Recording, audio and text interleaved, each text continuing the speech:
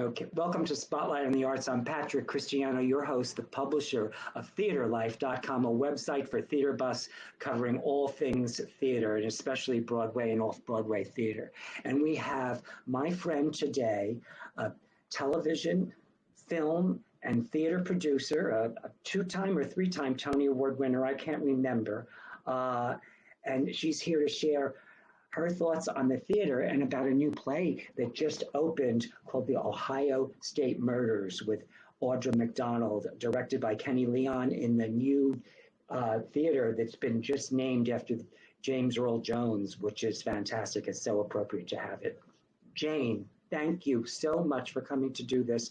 It was so exciting to see the play. Well, I'm glad you enjoyed it, Patrick. The critics did too, which of course is always very pleasing. And we're very proud of this piece of work. You know, it is the debut on Broadway for Audra Kennedy, who is 91 years old. But I should qualify that although this is her Broadway debut, she has been produced all over the country. She has taught and lectured at Harvard and Stanford and Yale and in London. She's a remarkable playwright. She just last March received the gold medal for drama from the Academy of Arts and Letters. They give it every 6 years, and only 16 playwrights have received it. No, five have received it. Arthur Miller, Tennessee Williams, Edward Albee, Eugene O'Neill, and now Audra Kennedy. So that's pretty remarkable. So between that and Audra McDonald heading up this wonderful cast and the new James Earl Jones Theater, which, as you said, is quite beautiful and unrecognizable. Clean and spiffy and just it's easy to get into and out of. It just felt really good being there. It was exciting. Yeah, it works well for us backstage and in the dressing rooms. They were giving it to us. I know they've got to give it to them back there. And they have state-of-the-art sound and everything. It's remarkable. But tell us about this piece now. And she also was inducted into the Theater Hall of Fame in 2008, I think it was, and she won an Obie Award for I don't know which play. Yes. Much lauded and awarded and produced, but never on Broadway. And so Jeffrey Richards, Rebecca Gold, and myself are very happy and actually honored to be able to bring this to Broadway. It started, if you recall, during I love this story, but I didn't know this, so tell everyone this story. I think it's fabulous. Sure. We did 2 series of 7 play readings on Zoom to benefit the Actors Fund.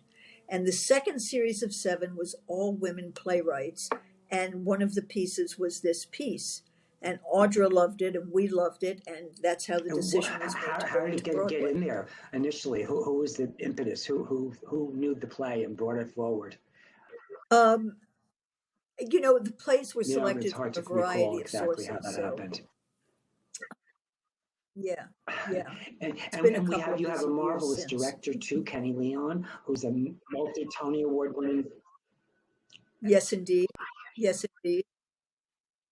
My Broadway debut was with Kenny Leon and Audra McDonald in the original revival of A Raisin in the Sun. And yes, Felicia Rashad and P. Diddy. Yes, indeed. Now she's not necessarily a realistic. She's kind of a surrealistic playwright. Would you say? Yes, absolutely. And we're doing something different this time.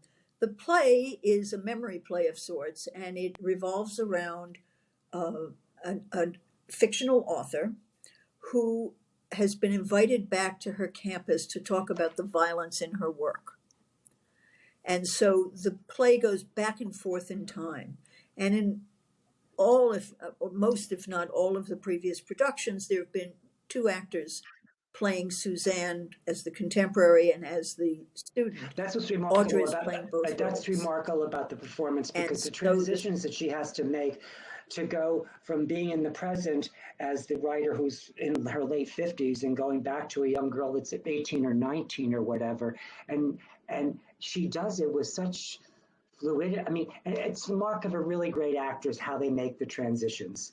And these are not only emotional transitions, but they're transitions in age and physicality, and just the whole nine yards. It's Yes. And Kenny has staged it in a very sort of surreal way. Beowulf Boric did the sets accordingly, and so it is visually and audibly, because we have great sound design by Justin Ellington. It's really an immersive experience. It's just really wonderful. And of course, there's Audra, and there's Audra, and there's Audra. And what more do you need to six Tony say? Awards. I remember But Audra from Masterclass with Zoe Caldwell, and the two of them were, and she's never stopped. I mean, Lady Day. Oh my God, Lady Day. right. Well, yeah, but she's amazing, and she heads this cast that includes Bryce Pinkham, Mr. Fitzgerald, Lizanne Mitchell, and Abigail Stevenson, and it's quite remarkable the way the play unfolds in a very quick 75 minutes. You're in, and it's very So, explosive. I mean, and yes, and you know, can we tell how much can we talk about the play in terms of, you know, there's a lot of she actually taught at Ohio. She went to school at Ohio State. Is that correct? yes, she did. And I believe that a lot of the story is based on her experiences, Right, right. based on her race. Okay. I'm sure she has taken Well, artistic she's an artist, of license course. with some of this. I don't think, and I don't want to talk about the things that I think of the No, artistic okay, license, no, because of course. I don't want to spoil Yes, it I here. totally agree. But and you know what else I thought was really interesting? Whose idea was this?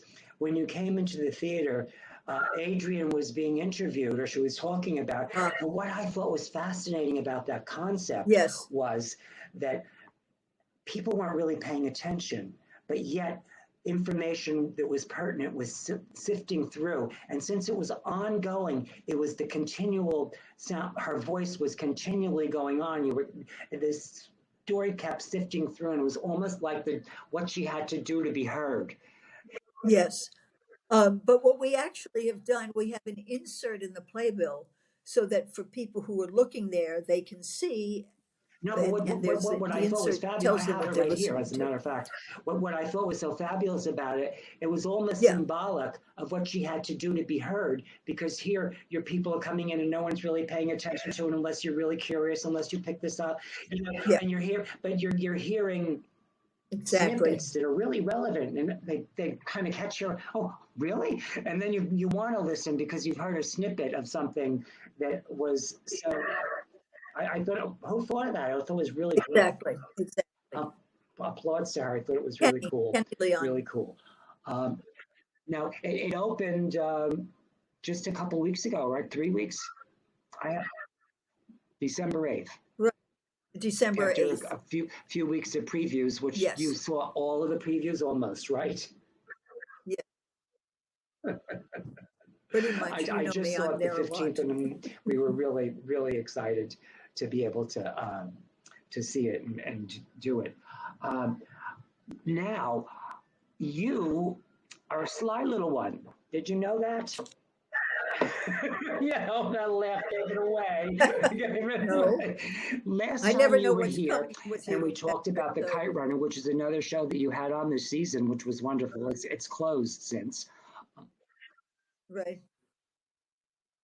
Yes, but Okay. we're in the process of And setting what up our about tour. Broadway HD? Any chance of So going on Broadway HD or tour I don't first, know. right? We'll see with that. We'll Anyway, see with that. but just before you came on, Yes. you were given an award down in South Florida, and you didn't say anything about it. The award that you were given, What was it? Are you talking about the Clio? You know, we recently got a Clio award for not this production, but the Zoom production that we did during the pandemic. We received a Clio award no, for darling. those I'm talking about readings that you we did. being the philanthropist of the year. And Oh, It's not irrelevant but that's irrelevant, in Patrick. terms of celebrating you. Like, the God's been show good. You is give part of back. celebrating God has you. And been yes, and good. You I give totally back. agree with your philosophy. But you kind of I didn't even know about this until last night. That because we were talking about this new show that we're going to talk about next, I went to Google. Let me just Google a little bit, and I see this thing pops up about you're the philanthropist of the year because of all the money you've given to help people to keep the theater artists in the gay community down in Florida and South Florida. Is that where it's from? Well, yeah, it's a foundation that's housed in South Florida, and they are really a wonderful organization. It's called Our Fund Foundation, and they are designed not only to house donor advised funds, but to foster philanthropy. And they do that by introducing people who have these funds to organizations down there. But more importantly, they get these young and local organizations working Wonderful. together Yes. instead of battling each other for the same monies. And they really are educating people about need and what's happening and Educating people helping is these really what it's groups all. begin to thrive. Educating So I'm people is what very it's all proud about, to be a isn't it? part of. Getting Yeah, people to understand. Well, kudos to yeah, you. You deserve it. Thank you so much. yeah. I just wanted to plug that because it's part of celebrating you and your spirit and what you bring to the planet. So, and I thank you for it because it touched me a long, long time ago, and you just continue to touch people. And I, Thank you, thank you. Well, and I think they were particularly interested because although it's an LGBTQ focus on on that foundation, I mean, they work with all sorts of human rights organizations and other organizations. And in this instance, it was, during those early years, early months and years of the pandemic, that it was very important for us to all really support the Actors Fund, Broadway Cares, organizations like that. And some of the smaller ones, some of the seamstress and costume design people who really, yeah. were at a loss during that time when, we quickly How forget that artists everything like was shut down for how all artists those like that months. survive And we without think help, about, with that kind of yeah, support is impossible, absolutely exactly, impossible. So thank you exactly. again. But you have another Yeah. project that's coming in. It's going to start previews in January and open in February with Nathan Lane. Yes. Oh, it's called Pictures from Home. Yes, and it's Nathan Lane, Oh, Danny Burston, and Zoe Wanamaker. It's a comedy, a not a grown-up slapstick comedy, one. Make reference um, to that. and it's no, no, no, no, no, no, no. But it's really got some wonderful depth to it, and it's an unusual piece. It's based on a book called Pictures from Home, which was a photo book by Larry Sullivan. And Larry was a well regarded photographer who spent years documenting his relationship with his parents.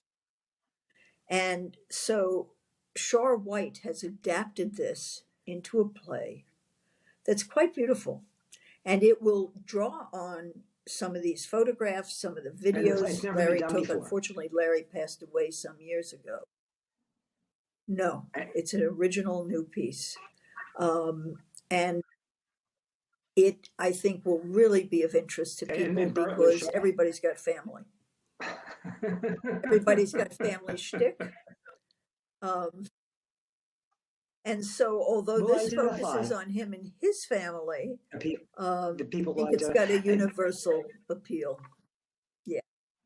And an amazing Oh my God, cast, and Bart how'd Sher you is get him? directing it. So the creative team, the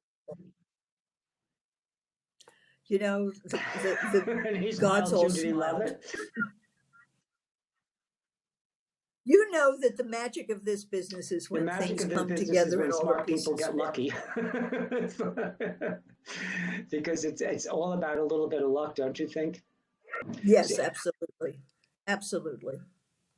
And this, like Ohio State, I'm working with Jeffrey Richards and Rebecca Gold, and the three of us work very well together and have, common sensibilities and really want to bring important Joey, work, we but were also talking and good talking, and theater. I love talking to you, and there was so much to talk about. I forgot to show the role of the film from the Ohio State murders. So Well, let's do that. We want to pique people's interest. let's have let's have it now. Jody, I'm so sorry I messed up on that, but we do. Let's show them. We have the poster. Let's show them the poster from the Ohio State murders, and it's still running. It's an open run, or no? It's a limited run. Get your It's tickets soon it's a to limited see run. this. Let's have the poster, and we'll talk Yes. about it some more because it really was a fabulous play. And then we have, it's about a minute long. It's a clip of Audra from it's a B-roll is basically what you call it. So could we show them that? And Right. you'll see in this all the transitions that we spoke about earlier, because there's a few of them I know I saw them in the B-roll earlier that she makes, and you see them. They're really cool. I was asked to talk about the violent imagery in my work. I started my freshman year in the fall of '49. There were 600 girls. 12 of us were blacks. Professor Hampshire, you wrote in my paper you wanted to see me. It's brilliant. Race was foremost. The net narrows and finally closes. For a long time, nobody knew who the killer was. I'm pregnant. That's not possible. Kathy was gone. I thought I would die. Is it true it was your child that was murdered? Nothing of the story came out in the papers. And that is the main source of the violent imagery in my work.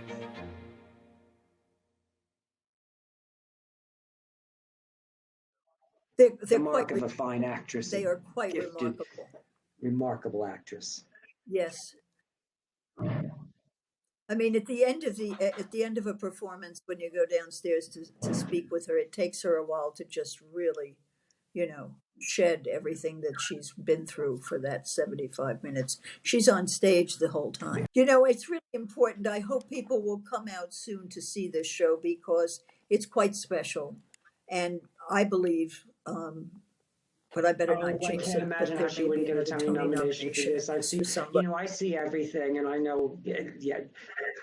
Yes. We just before we showed the reel, we were talking about how much she is invested emotionally, as the vessel for this for the character that she's portraying on the stage. And I read a very interesting piece. I don't know if it was in Playbill or I don't know where I read it, about how she opens herself up before she goes on the stage to be the vessel to be able to transmit all this, and afterwards she thanks the universe, whoever her spirits be, for letting her be the vessel, and then she leaves it at the door. Otherwise she does. She can't take it home with her. But here's another interesting thing. We were talking earlier about while the audience is being seated and they hear the interview with Audra Kennedy. If you listen, Audra is actually channeling her vocally as well. I didn't even know that was Audra until now. Oh, you mean on stage? No, she didn't do the interview. Yeah. She didn't do the interview as Audrey. But on stage, yes. I Audra's knew voice I knew is different than you're she used made to an adjustment. hearing it. I knew she made an adjustment for the part. It was apparent to me. Yeah. Yeah. It was really very bad. And yeah. I mean, she's a consummate professional. I mean, there aren't. She goes beyond saying consummate professional. She embodies. What was interesting when we were talking last night about doing this, how the playwright, who was 91, how at her age couldn't come to the opening, and not because she physically was not capable of coming, but because the excitement might be too much for her. It's interesting. I mean, it's fascinating. Yeah, I think there are probably some physical issues. I think she's quite frail, but she had also expressed concern that it would be overwhelming to her. But her 2 sons and 3 grandsons were there. I was fortunate enough to get to spend a little time with them on opening night. They are all charming and warm and thrilled for her. And it shows, they're a tight family. She lives with one of her sons, and we're To going to see the find a play? way for her to see it. That's beautiful. That's beautiful. It's beautiful that she's here doing that. It took so long for her to get these kind of accolades. Yes. It sounds like it's well. Oh yeah, to Well, get to to get to Broadway is what I Broadway, meant. she's gotten the accolades, she's Yeah. gotten all kinds of awards, but the Broadway debut, yes, So it's a let's big go deal. back a little bit. So Big deal. we have about 4 minutes. Let's talk about the pictures from home a little bit more, because I kind of jumped back and forth. I messed up. I apologize. Sure. I got so involved in talking to you that I forgot we had to That's show this okay. little clip of the piece. The pictures from home. It was a scrapbook of pictures that he just took over one summer or all of them. Oh, no, this went on for years. I want to say like a decade. And he would spend weekends. He was married and had a child, and he was in Northern California, I believe, and his parents were in Southern California. He would fly down there for the weekend a few times a month Did he make to a book of it document them. too? With captions or no captions? Oh yes, it's a photo book. It's So- yes, he's written in it as well. And Shar White saw this material and said, "There's a play in here," and he was right. And it's an interesting play. It's a little different than anything you've ever seen. In the essence, is his experience with his. It's about his relationship with his family in the context of him trying to produce this work. He was teaching at the college level, and the book was actually published. And I think at least a decade. At least a decade. I don't have it in front of me, so I don't want to give you misinformation. But I know it's at least a decade. It opens in February and it starts, and you're gonna come back and show us a B-roll from that too. Yes. I mean, I'd love to have you back and talk a little bit more about that piece when it's time. And I want to remind everybody again of all the things that you've done, because I have to have the program to remember everything that you did, and I have to actually read it because I can't remember all these shows that you did, Jayne, which just. Well, it's over a period of time. But one thing I'd like to do while we're doing this is to remind people that Broadway is back and that we need audiences to keep coming to shows. It's really important. There's beautiful work out there. Obviously, Ohio State Murders, obviously Pictures from Home, which is coming, but not just my shows. We want people to start coming back more than they have. Thank you for reminding us, because I'm immersed in going to the theater, and when I see it, I'm going to early shows and people, it's Phil. I forget that maybe people haven't returned, don't understand that it's back and it's in full force and it's wonderful as ever. It's actually better than ever. It's back. Yes, I do too. I, for one, stay masked when I'm in a theater, but people have masking. the option. And we have 10 seconds. We find the time went just like that, my dear. I love you. Thank you for coming to do this, and I look forward to doing it again with you. And we'll be talking about Pictures from Home. Thank you, Patrick. It's a pleasure always. Ditto.